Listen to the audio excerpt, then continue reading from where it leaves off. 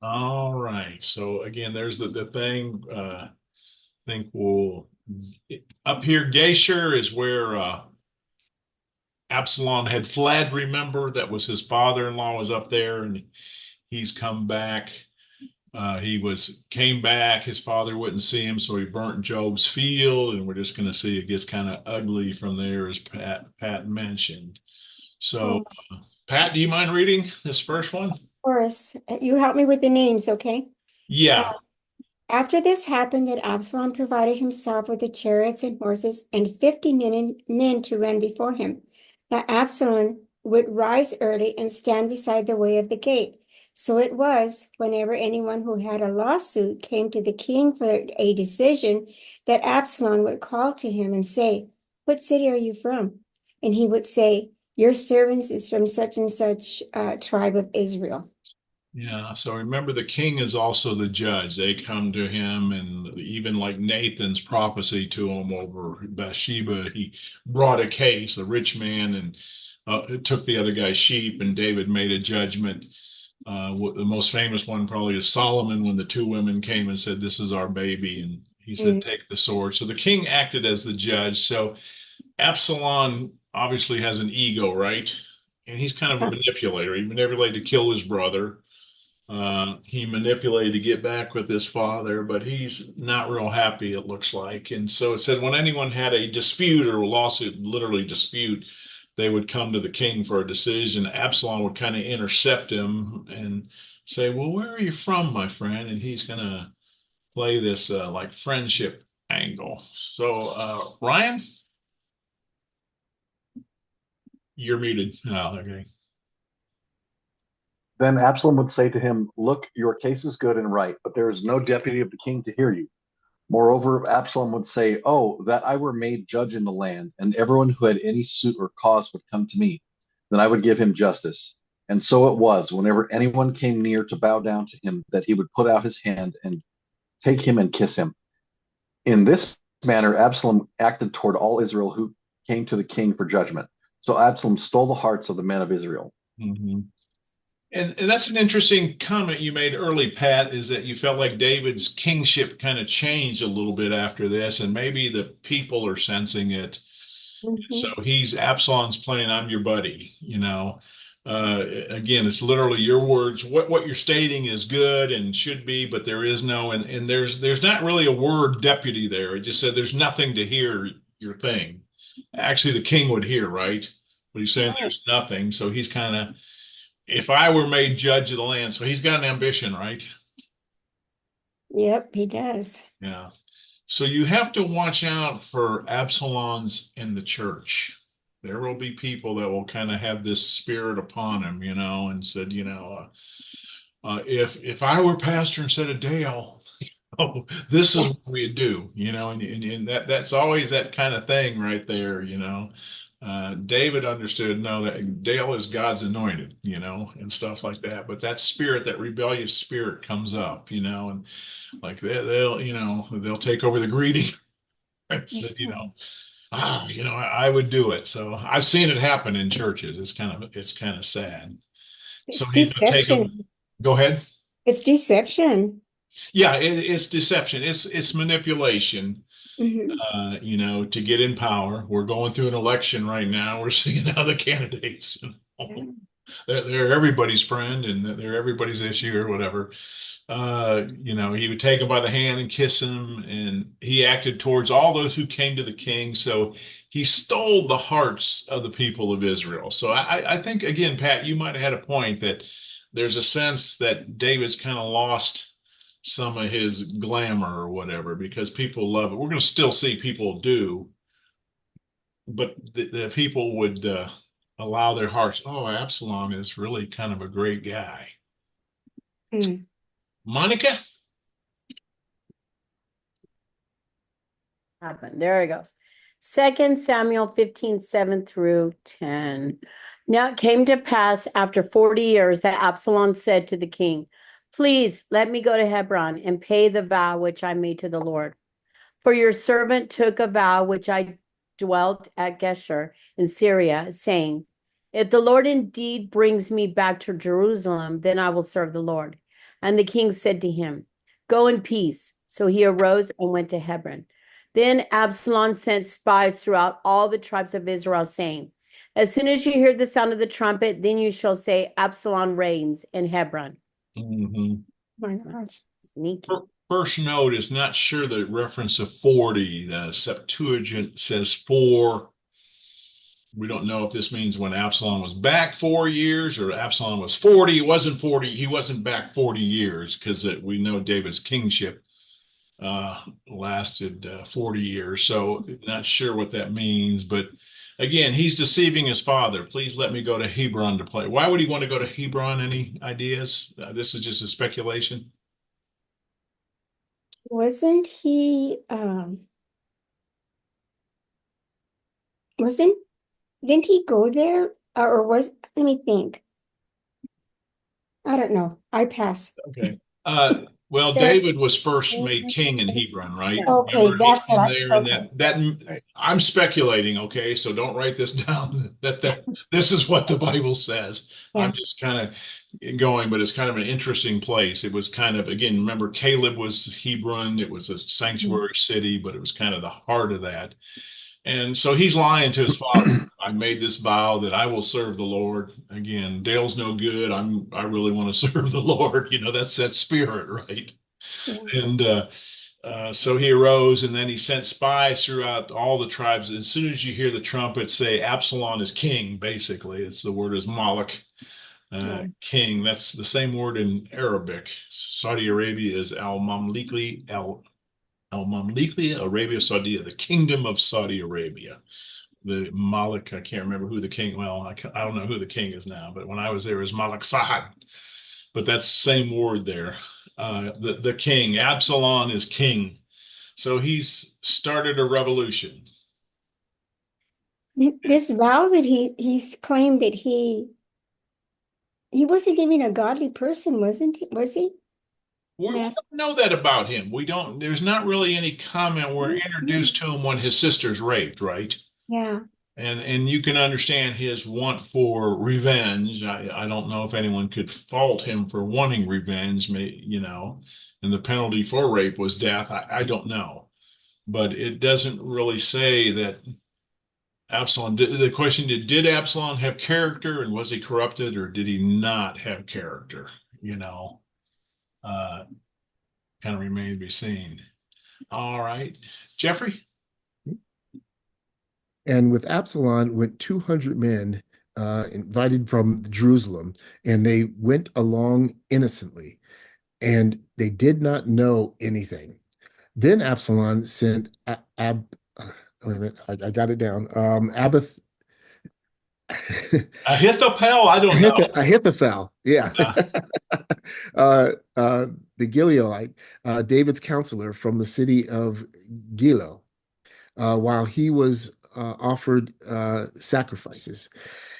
And the conspiracy grew strong, for the people with Absalom continually increased in number. Now a messenger came to David saying, "The hearts of the men of Israel are with Absalom." yeah, or following Absalom. Following, yeah, Yeah, Absalom. no, the following is I put that in there Oh, as you put that, maybe okay. clarification. Yeah, the red is me or whatever. I put Ahithophel's name in there in blue because we're going to have a kind of a thing between him and another guy. Uh, uh, so kind of do it. He is in the was the counselor for David. He was a wise man. We're going to read later. It said his counsel was like the oracle of God when he spoke, and we're going to see his counsel when he does it. So he sent for him, and he sent these. Most of these people go innocently, and it's kind of like, okay, now you have a choice. Do you want to stay in the rebellion, or do you want to run back? And I think both would happen. And the messenger came. The hearts of the men are following Absalom. Uh, Maybe a question on the character of Absalom might be answered by David's response. Okay. Pat, you mind reading? Yeah. And another thing, they didn't even know what he was up to, right? Do what? They didn't even know what he was up to. They followed him, but they didn't know what he was up to. Yeah, they're there, and it's like, oh, a coup's happening, and you have a Yeah. choice. Mm-hmm. And we're going to see there's another son would do this later, and some people would make the choice then to join him, and some people wouldn't make the choice. And Mm. actually, Joab would be one who had been loyal to David, would make the choice to follow this son, you know. So sometimes they do. Wow. Hmm. Anyway, 2 Samuel 15, 14 through 16. So Yes. David said to all his servants who were with him at Jerusalem, "Arise and let us flee, or we shall not escape from Absalom. Make haste to depart, lest he overtake us suddenly and bring disaster upon us and strike the city with the edge of the sword." And the king and his servants said to the king, "We are your servants, ready to go whatever my lord the king commands." Then the king went out with all of his household after him, but the king left 10 women, concubines, to keep the house. Hmm. So look at David's reaction.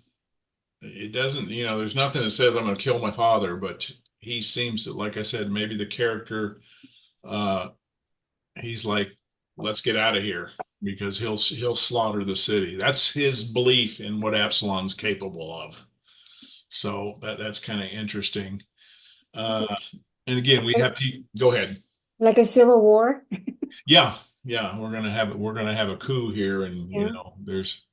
I remember they used to say about the Soviet Union, there's no home for retired Soviet despots. They usually killed them, right? They died or they got executed, you know. Wow. And he does have loyal servants. We are your servants. We will do whatever my lord the king commands. And so he gets the whole household together. Again, the entourage these people travel with.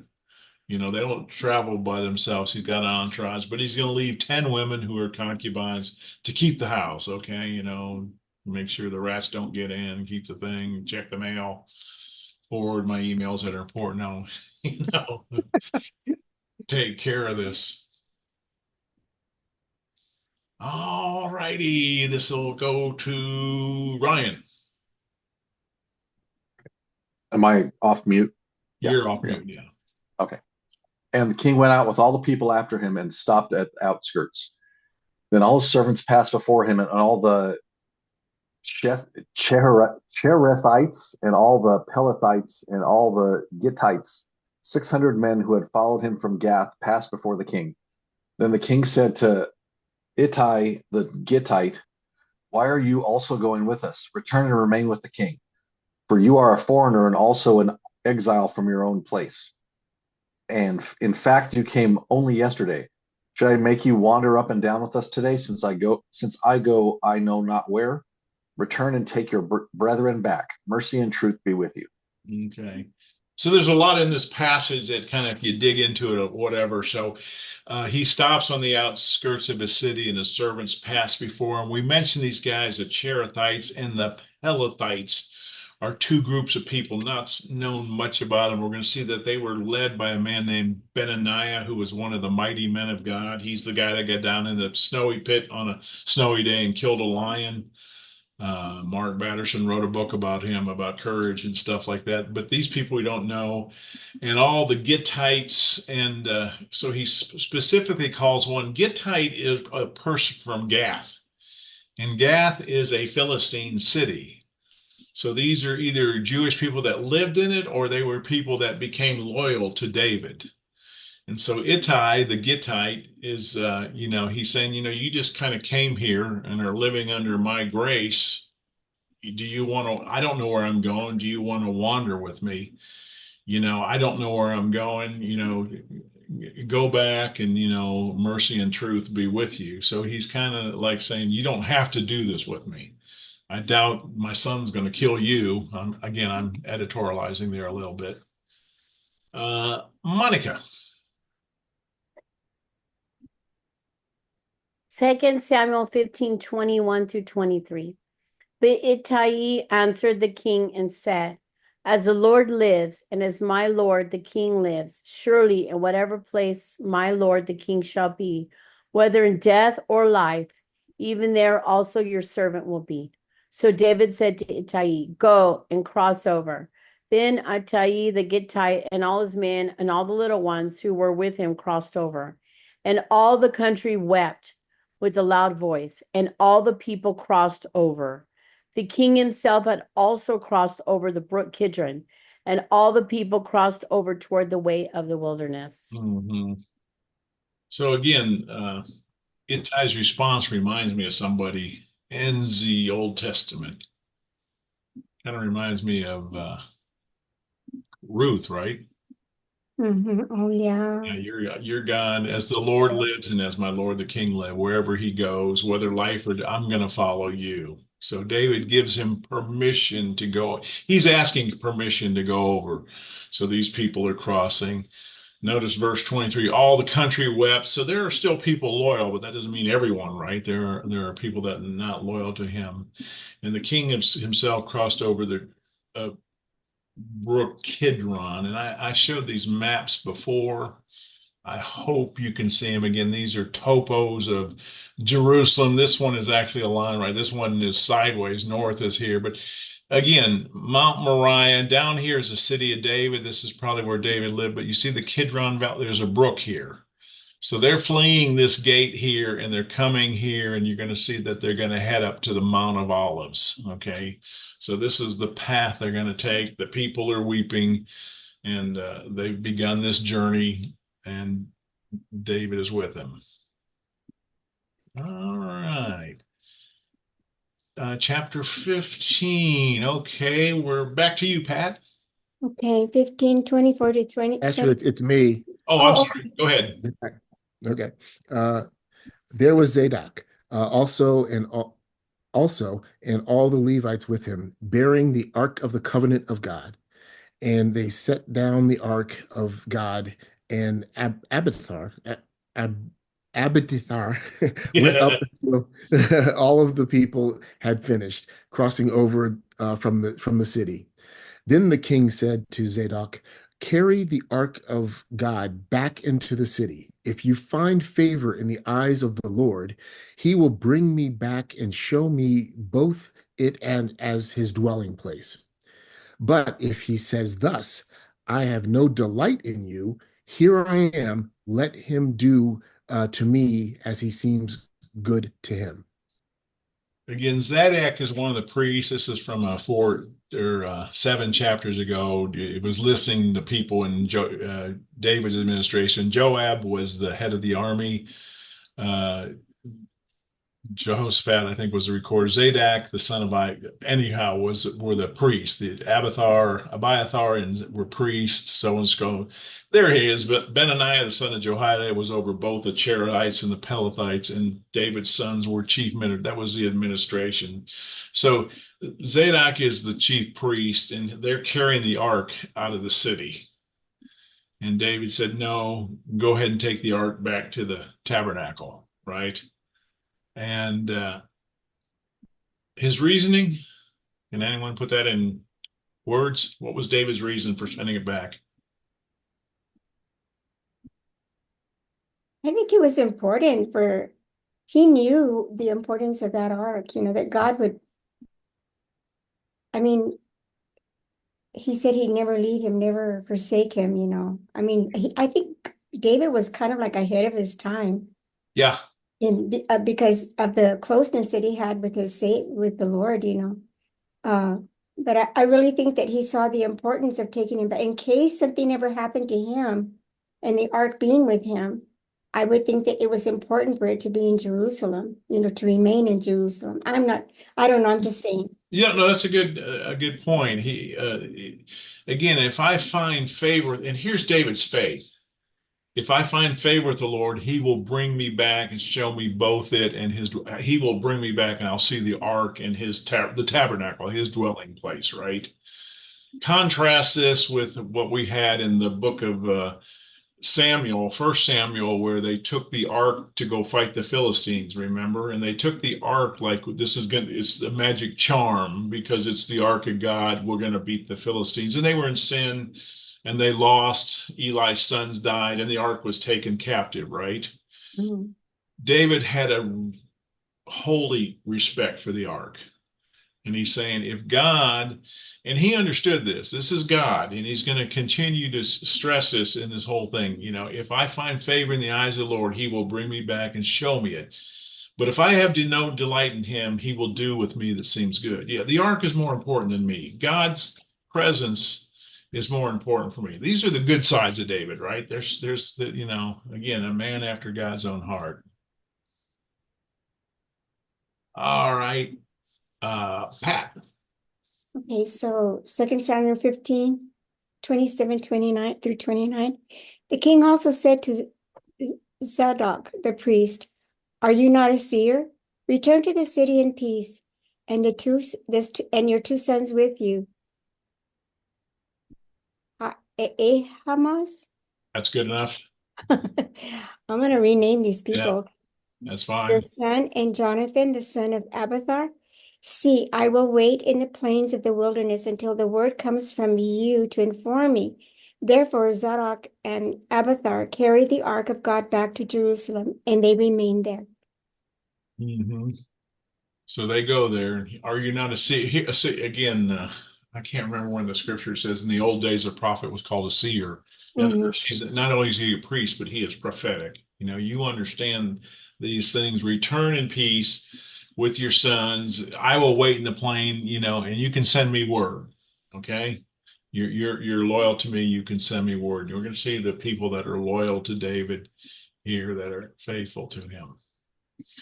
All right. There we go again, Ryan. What? Wow. That is crazy. All right. So, Ryan, you mind reading? Right. 2 Samuel 15, 30 and 31. So David went up by the ascent of the Mount of Olives and wept as he went up, and he had his head covered and went barefoot. And all the people who were with him covered their heads and went up, weeping as they went up. Then someone told David, saying, Ahithophel is among the conspirators with Absalom. And David said, O Lord, I pray, turn the counsel of Ahithophel into foolishness. Yeah, this is bad news to David. Remember, he had called him, and now they're saying he has joined them. And David knew he was a wise counselor.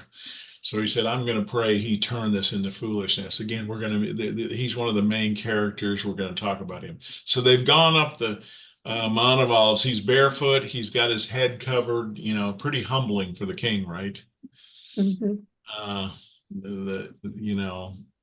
before he was up on his roof, when he should have been fighting and looking over his city and stuff like this, and he's been brought to this place. Uh, Monica. 2 Samuel 15, 32 through 34. Now it happened when David had come to the top of the mountain where he worshiped God, there was Hushai, the Archite, coming to meet him with his robe torn and dust on his head. David said to him, If you go on with me, then you will become a burden to me. But if you return to the city and say to Absalom, I will be your servant, O king, as I was your father's servant previously, so I will now also be your servant. Then you may defeat the counsel of Ahithophel from me. Okay. I So these are our two guys, Hushai and Ahithophel. I don't, again, we'll just, however you want to pronounce them is fine. I'm not that worried about the pronunciation of the name. So this man, Hushai, comes and his robe's torn and dust on his head, meaning he's in mourning, right? Mhm. He's a person loyal to David. And David asks him to do me a favor, if you go with me, it's going to be more a problem, but return to the city and lie to my son, okay? Mhm. And say, I'm going to be your servant, and hopefully you can defeat the counsel of Ahithophel to me. Okay, makes sense. So he was a spy for David. Yeah, he went back again. The priests were kind of spies too. We'll let you know what's going on. So they were loyal to him.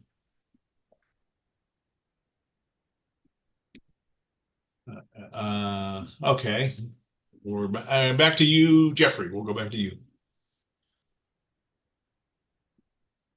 Uh, and do you not have Zadok and Abiathar the priest with you there? Therefore, it will be that whatever you hear from the king's house, you should tell to Zadok and Abiathar the priests. Indeed, they have there with them their two sons, uh, Ahimaaz Zadok's son, and Jonathan, Abithar's son. And by them you shall send me everything you hear. So uh, Hip, Hushai? Hushai, Hushai, David's friend, went into the city, and Absalom came into Jerusalem. Yeah. So Absalom, again, he declared himself king in Hebron, but he came to Jerusalem, right? He came to, I'm saying, to collect the prize or whatever, to make himself king. Uh, and David kind of knew that he would do that, right? Uh,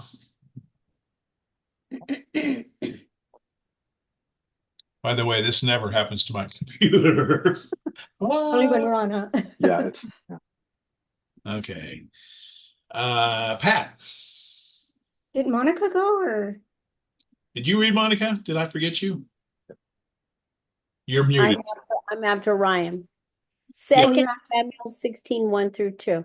When David was a little past the top of the mountain, there was Ziba, the servant of Mephibosheth. uh, one more time, slowly. Mephibosheth. Mephibosheth. Mhm. That's the kid.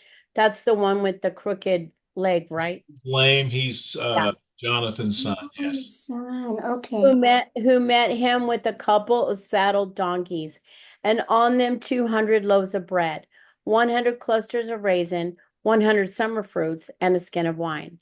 And the king said to Ziba, "What do you mean to do with these?" So Ziba said, "The donkeys are for the king's household to ride on, the bread and the summer fruit for the young men to eat, and the wine for those who are faint in the wilderness to drink." So we met Ziba back in chapter 9 again when David says, "Is there anything I can do for the house of Saul?" Because of Jonathan, and he found he had this son. So remember, he brought Ziba in and he said, "You run everything, and you give it to the pros, but Mephibosheth will eat with me, etc."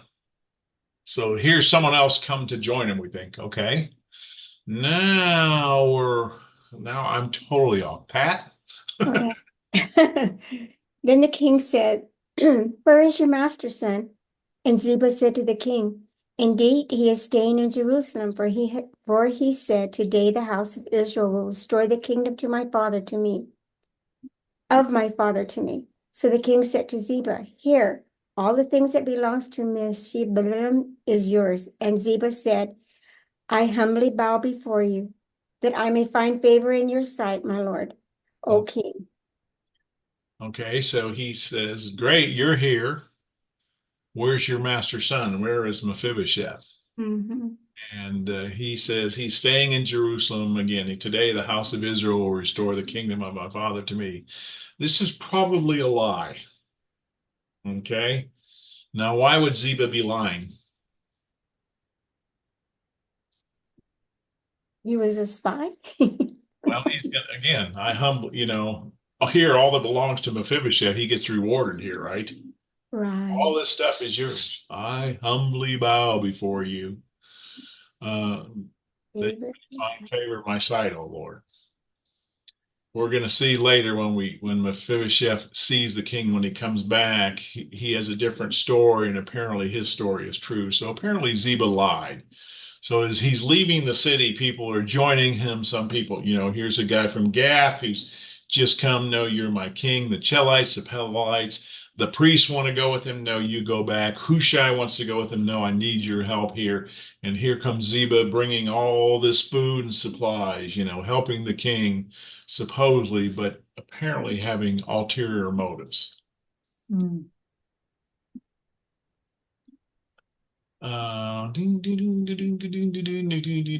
Ryan, I'm gonna take this down. I'm just gonna call out people. Okay. okay. Second Samuel 16, 5 through 8. Now when King David came to Bahurim Nob, there was a man from the family of the house of Saul, whose name was Shimei, the son of Gera, coming from there. He came out cursing continuously as he came, and he threw stones at David and at all the servants of King David. And all the people and all the mighty men were on his right hand and on his left. Also, Shimei said thus when he cursed, come out, you bloodthirsty man, you rogue.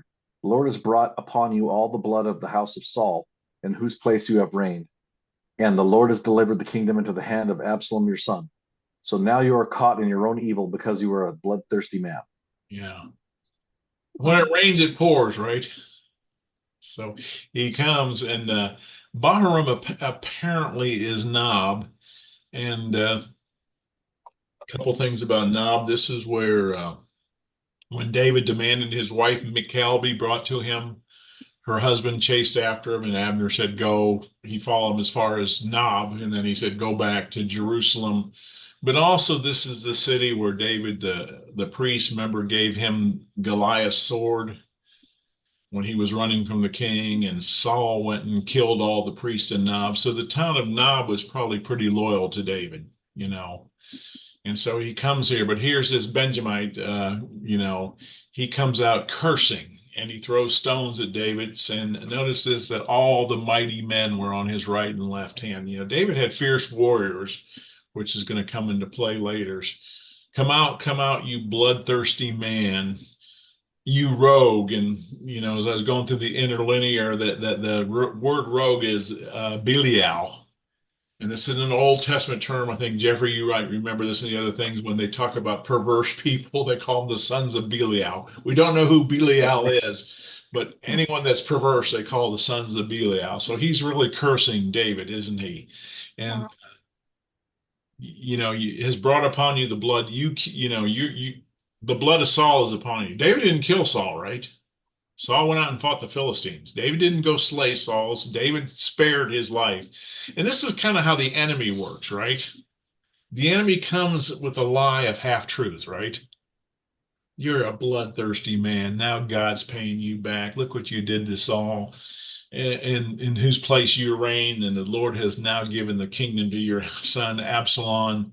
So you're caught in your own evil because of you bloodthirsty man. Part of it is his own evil, right? Part of it is his adultery and murder. But see how, again, this is kind of how the enemy twists things, he uses this person. Interesting enough, also, David was told, and the word of the Lord came to David. This is First Chronicles 22:8.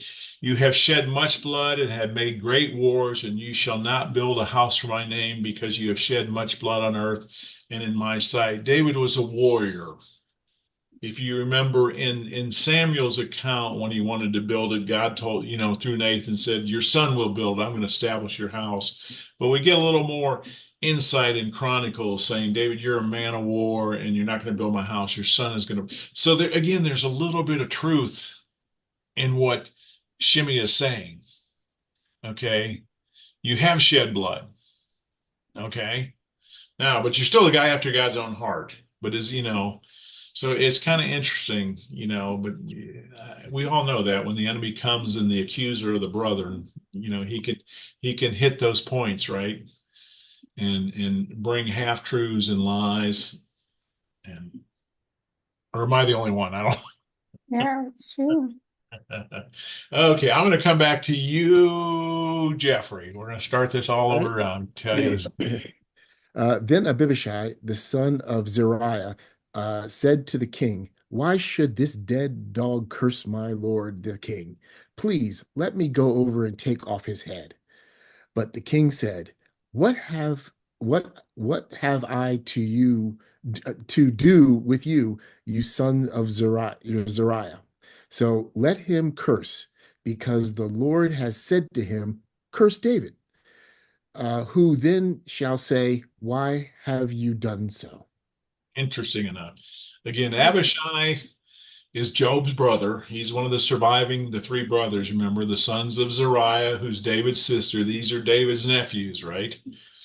And by the way, this is probably in this part of the world the worst curse you could call someone a dead dog. If you're familiar, I don't know about Israel, but in the Middle East, they don't like dogs, okay? They're like, they think dogs are like we think rats, right? You told me you had a pet rat, I would think strange things. Well, if you tell people in the Middle East, I have 7 dogs, they're going to think, wow.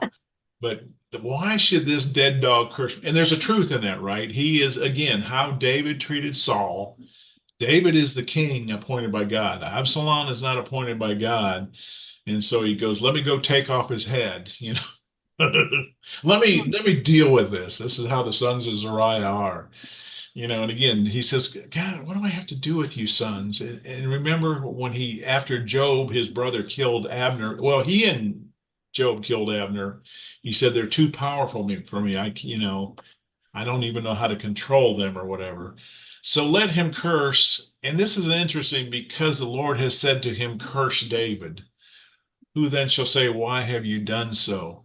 Uh, is this David's? I'm asking this question. I don't know when I read this. Do you think the Lord sent him to curse David?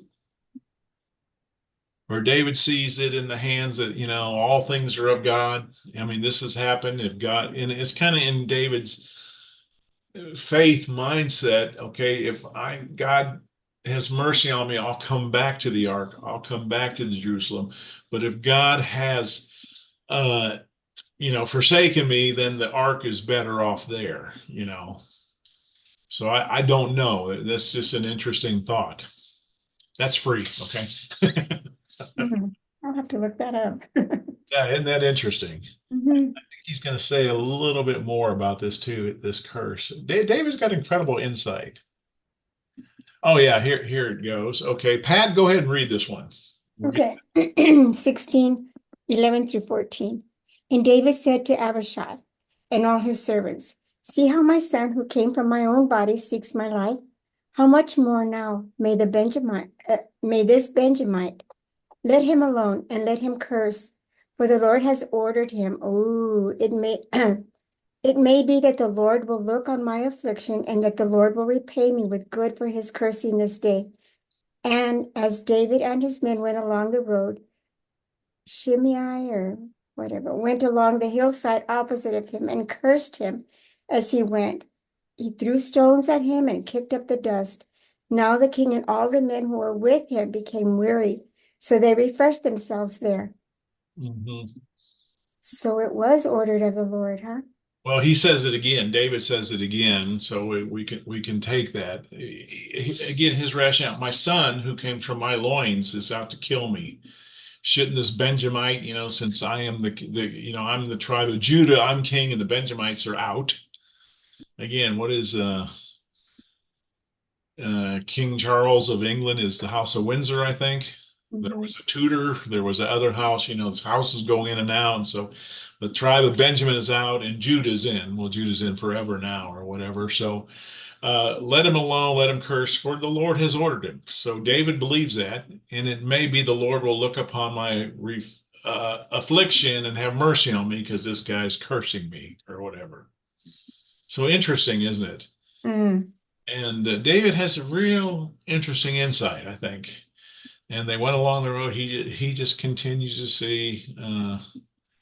It's a real interesting thing. We're going to meet Shimei, well, a couple more times. One time in this book, and then he'll have to deal with David's son Solomon. Okay, and a real interesting thing. And and both David and Solomon were merciful to him in many ways. They didn't, because to throw things and curse the king probably would bring forth death. All right, Ryan. Okay. 2 Samuel 16, 15, 19. Hang on one second. While Absalom, You meet the two guys. Okay, again, the two guys, Ahithophel and Hushai. They're going to start interacting. One's name I put in blue and one's in green. It's kind of hard to keep these things straight. Go ahead. right. Meanwhile, Absalom and all the people, the men of Israel, came to Jerusalem, and Ahithophel was with them. And so it was when Hushai the Archite, David's friend, came to Absalom that Hushai said to Absalom, long live the king, long live the king. So Absalom said to Hushai, is this your loyalty? Is this your loyalty to your friend? Why did you not go with your friend? And Hushai said to Absalom, no, but whom the Lord and this people and all the men of Israel choose, his I will be, and with him I will remain. Furthermore, whom should I serve? Should I not serve in the presence of his son? As I have served in your father's presence, so I will be in your presence. Mhm. Hmm. So here's the setup of the interplay with Ahithophel and Hushai. Okay, so he comes in like David said, "Long live the king! Long live the king!" He's a spy, right? And is this the kind of friend you are? And and he's saying the Lord is people who the Lord chooses. I don't believe he believes that, right? I will be with him. Furthermore, should I not serve in the presence of his son? This is going to kind of have some interesting ramifications when Solomon takes over peacefully from his father. All righty, Monica. Okay. 2 Samuel 16:20 through 22.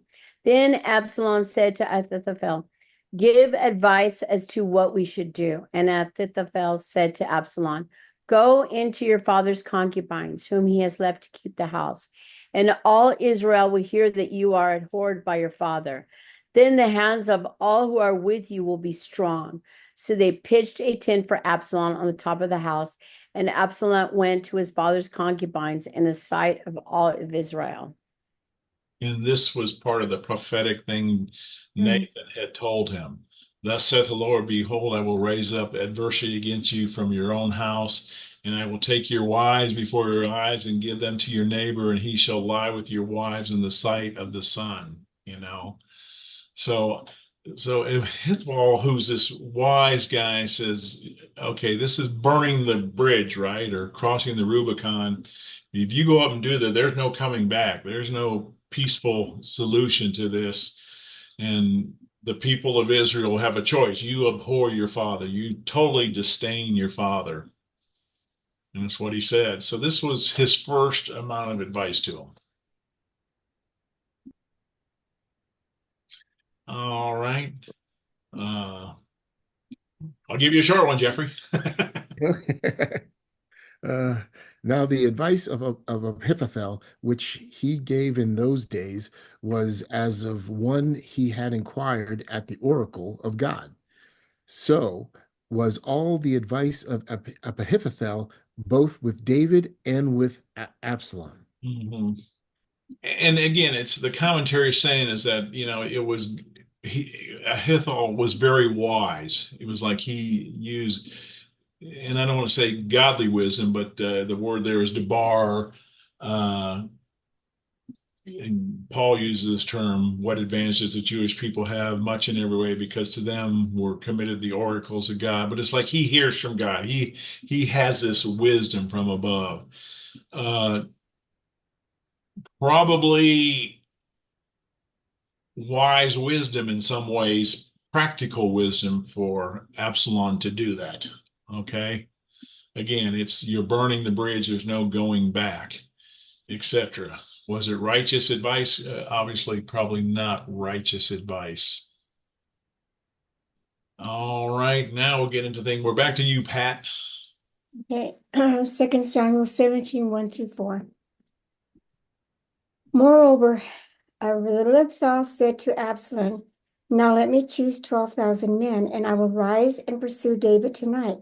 I will come upon him while he is weary and weak, and make him afraid, and all the people who are with him will flee, and I will strike only the king. Then I will bring back all the people to you, and when all return except the man whom you seek, all the people will be at peace." And the saying pleased Absalom and all the elders of Israel. So, moreover, on top of this, okay, go do with it. And he does it, and he goes, okay, now let me take 12,000 men and I'll go. David's running. All right. Doesn't say they took the armory with them. They're tired. He did this thing and said they were weary, and I will overtake them and I will kill the king. I'll kill the king. I won't kill the army and stuff like that. And I will bring the people back at peace, in peace. Okay. I will solidify your kingdom. Okay. And this saying pleased Absalom and the elders of Israel, who at this point, I don't know who they were, but I guess older, wise, supposedly wise people. So this is probably pretty pragmatic, again, advice. He's on the run. He's at his weakest right now. Let's go get him, and I'll do this. Mm. So this is what Hushai has to deal with. He has to thwart. Remember, and David said, I'm going to pray that this council, because this possibly, again, I don't want to say that I know for a fact, this possibly would have been an effective strategy. All right, Ryan? 2 Samuel 17, 5 through 8. Then Absalom said, now call Hushai the Archite also, that he will also, and let us hear what he says too. And when Hushai came to Absalom, Absalom spoke to him, saying, Ahithophel has spoken to this in this manner. What shall we do as he says? If not, speak up. So Hushai said to Absalom, the advice that Ahithophel has given is not good at this time. For, said Hushai, you know your father and his men, that they are mighty men, and they are enraged in their minds, like a bear robbed of her cubs in the field. And your father is a man of war and will not camp with the people. Mhm. Mm.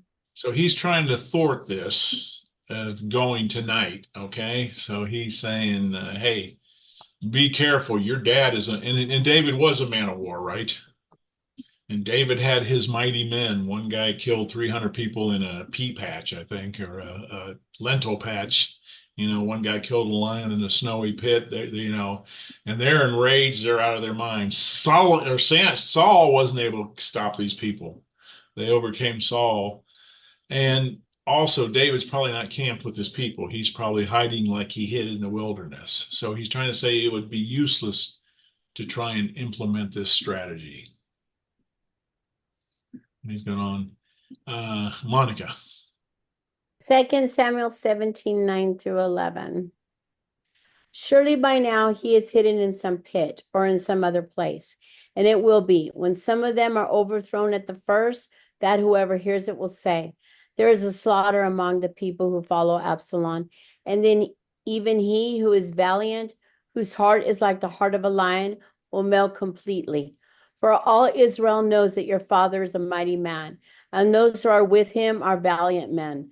Therefore, I advise that all Israel be fully gathered to you from Dan to Beersheba, like the sand that is by the sea for multitude, and that you go to battle in person.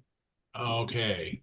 So Ahithophel's advice is let me take an army and go get him. And he's saying, no, don't do it. It could be a trap. He's probably hiding someplace.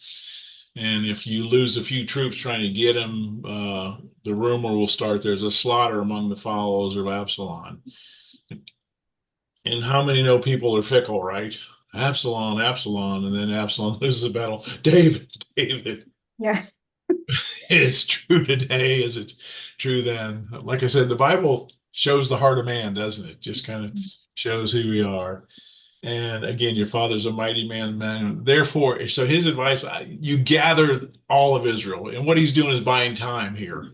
You gather the armies from the 12 tribes, from Dan to Beersheba, like the sand, the sea, and that you go lead the army.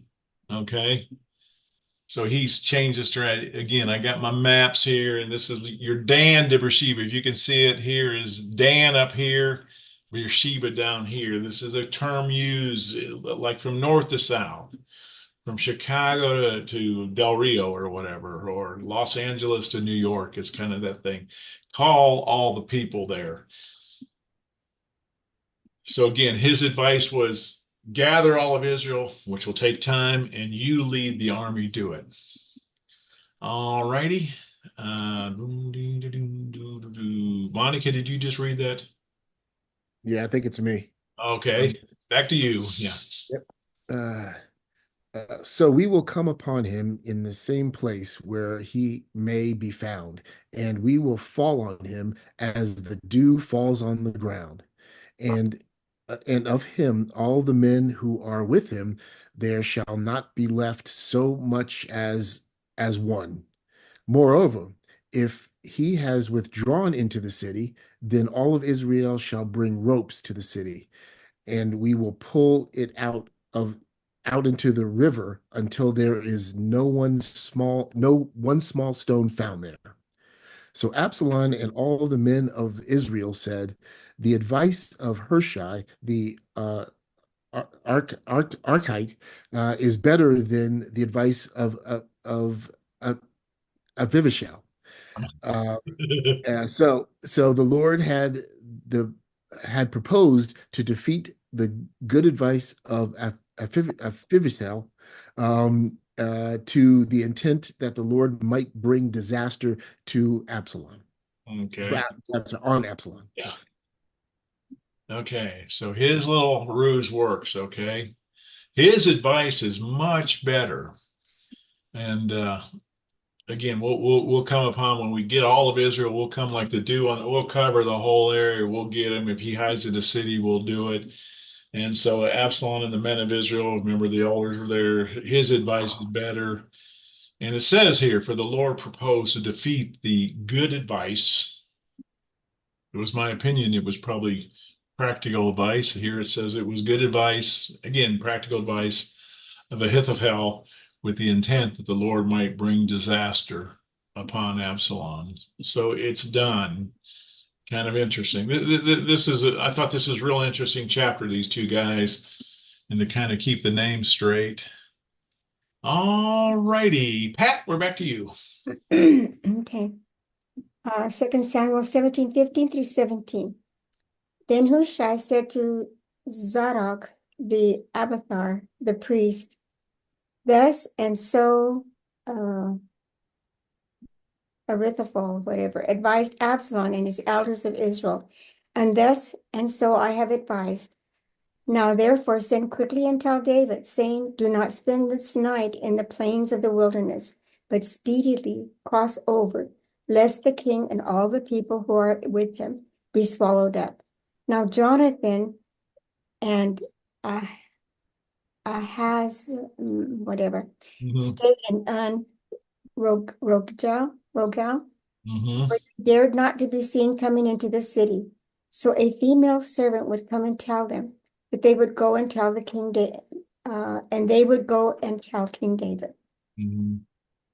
So his sons, that they go and where they're staying waiting, so they send a female servant out. So because if they're seen, that they might get suspicious, so they sneak out and tells them, this is what Abiathar proposed, and this is what I propose. So don't be in the wilderness, but cross over. And what we're talking about here now is go cross over the Jordan River. Okay.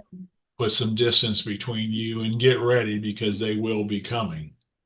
But it's going to give you time to prepare. Ryan. 2 Samuel 17:18 through 20. Nevertheless, a lad saw them and told Absalom, but both of them went away quickly and came to a man's house in Bahurim, who had a well in his court, and they went down into it. Then the woman took and spread a covering over the well's mouth and spread ground grain around it, and the thing was not known. And when Absalom's servants came to the woman at the house, they said, where are Ahaz and Jonathan? So the woman said to them, they have gone over the water brook. And when they had searched and could not find them, they returned to Jerusalem. Kind of the woman is kind of similar to Rahab, isn't she? She hides them and says they've gone. They've already taken them. Remember, she said they came, but they left, and they went and looked for them and didn't find them at Jericho. And again, they went and they cannot find these everything. By the way, this is a famous person in our lifetime hiding in a pit well in someone's backyard. Bad guy. Oh, Saddam Hussein. Hussein, right? He was found, they called it a rat hole or whatever. There was kind of a cover over an empty pit that he was hiding in.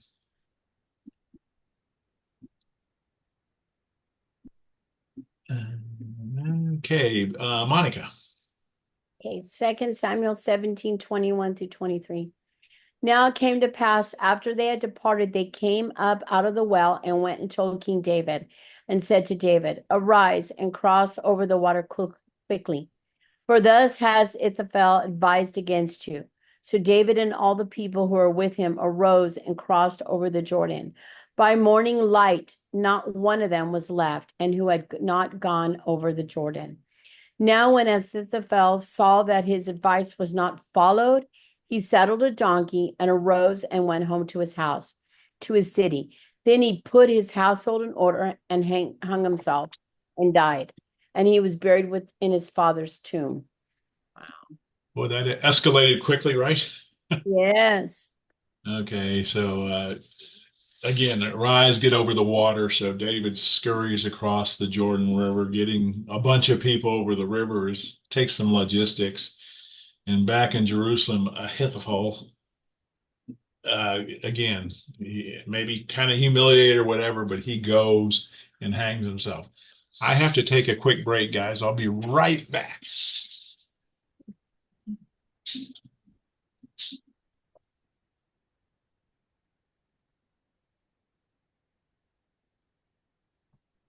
Got down to one slide. Not the sad one. Oh, that's funny. Uh, It's the one after that. mm-mm.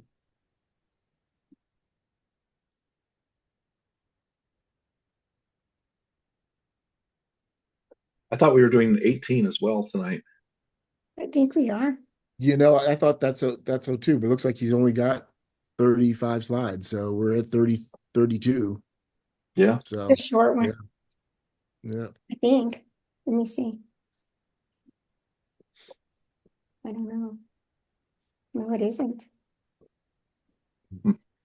Ryan, you didn't do the slides for him this time? No, I did not.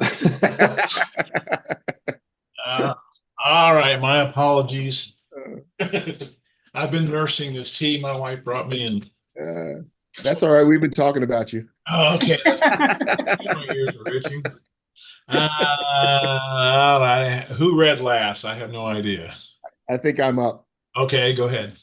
Uh, then David went to Mahanaim, um, and Absalom crossed over the Jordan, and all of the men of Israel with him. And Absalom made Amasa captain of the army instead of Joab. This this Amasa was the son of the man whose name was Jettar, an Israelite, who had gone into Abigail, the daughter of Nahash, sister of Zariah, Joab's mother. So Israel and Absalom encamped in the land of Gilead. Hmm. Yeah, this is just in Chronicles. It says that he's called Israel, but he's called a Ishmaelite. Let's say, just so if you're kind of interested, remember Job's a nephew of David. Well, Amasa is a cousin of Job. Okay, so this is kind of all in the family, this little family tree I put together. But Job has been loyal to David so far, and Amasa lines up with uh, Absalom.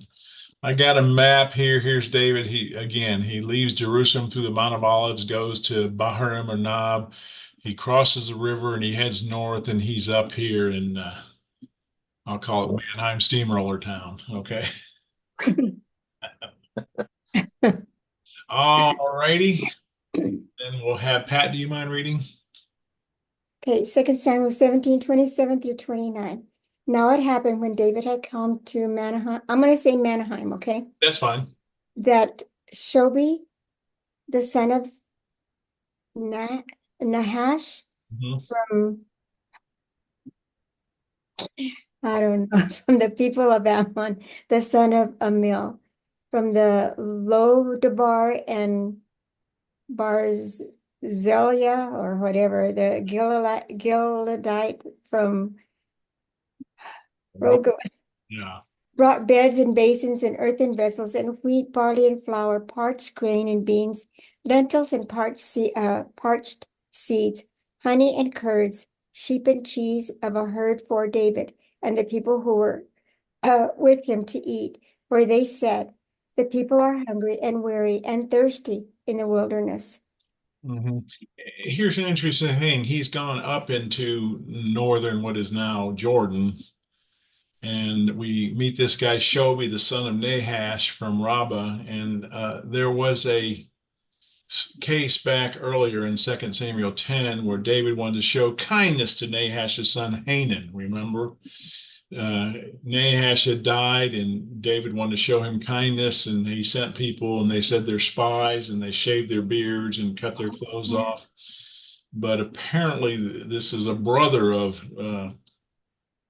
him that actually welcomes David. Okay, and don't know much about Machir of Lo-Debar. And then Barzillai is going to be an interesting character. He's going to come into play. This is our first introduced to him in the but these three groups of people come and they bring beds, basin, earthen vessels, wheat, barley, all these stuff for David and his men, saying that they're hungry. So, God's taking care of David.